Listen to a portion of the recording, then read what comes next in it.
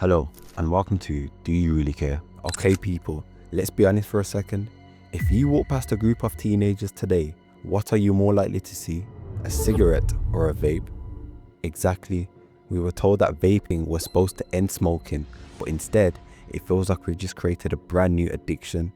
So let me ask you a real question. Does the UK have a vaping crisis? Or are we just pretending that everything is fine because it looks healthier? In April, the lower house of the British Parliament approved a historic plan to create a smoke-free generation. Let's start with the cold hard facts. In 2024, 10.6% of UK adults were cigarette smokers.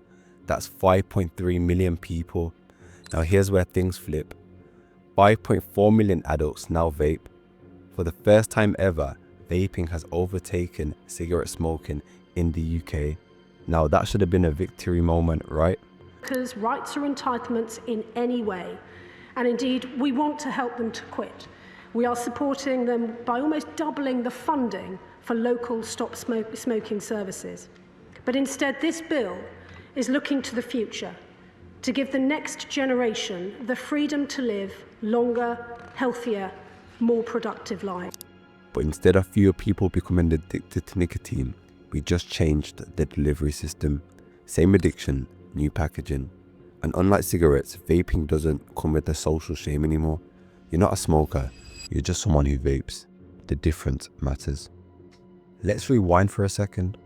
Vapes were meant for one group, long-term smokers who couldn't quit. That was the pitch. But these companies realized something. You don't grow a billion-pound industry by helping people stop using your product. So what happened? Fruity flavors, neon packaging, devices that look like highlighters, and £5 disposable vapes with 600 hits. This wasn't harm reduction, this was rebranding nicotine. Public Health England, they are now currently opening up vape shops in their hospitals. They know it works, they know it saves lives. Here's where things stop being debatable. 1.1 million children aged between 11 and 15 have tried vaping.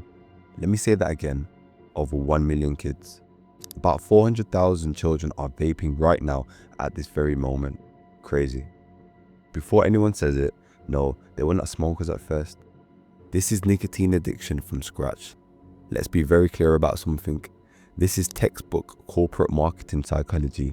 The same tactics big tobacco used for decades to hook a new generation of smokers. I know it's not good for me, but I've been smoking for 20 years, and this is the first time that I've ever gotten off smoking. And now they're being repurposed by vape companies and nicotine brands.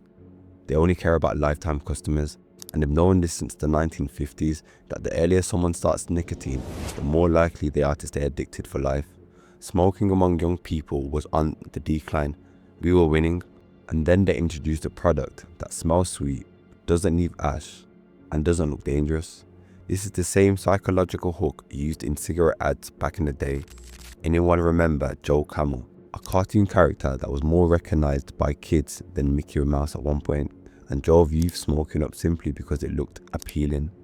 So tell me this, how exactly did this happen? Like many other countries, the rate of vaping among minors has been increasing in the UK, and research shows it's now more than double the smoking rate among kids. So here's one line I hear again and again.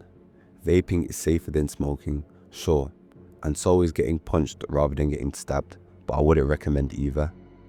For years and years, executives from Big Tobacco perpetrated the myth, with a straight face and often on oath, that smoking wasn't harmful. Vapes still contain extremely high levels of nicotine, toxic chemicals like formaldehyde, which can cause cancer and irreversible lung damage, and also metal particles from heating coils. There are documented cases of serious lung damage, including popcorn lung. And here's the scariest part. We don't even know what happens after 20 to 30 years of vaping. This is the long-term study, and the participants don't even know that they're being included. So are we on the precipice of a new health crisis, or is vaping truly a better option than tobacco? We only recommend evidence-based, medicinally licensed products to help smokers quit. I think we're all trying to focus on how do we allow people to have a better lifestyle, to live longer, to make healthier choices, and we have alternatives that exist. So is this a crisis or not? Let's stop dodging it. For adult smokers trying to quit, vaping might genuinely help, but for teenagers, non-smokers, and kids who would have never touched nicotine, this is a failure, not because vaping exists, but because it was allowed to be sold like sweets. I think consumers want alternatives and want to be free to choose those alternatives. And that is what we're hoping to achieve in the United Kingdom and everywhere else. We didn't reduce harm, we normalized addiction again. This is a warning sign, because every addiction starts the same way. It's normal, it's everywhere, and nobody thinks it's a big deal until it is. The real question isn't, is vaping better than smoking? It's why are so many people addicted to nicotine again in the first place? Drop a comment down below. Do you think vaping is the solution, or is it just smoking 2.0?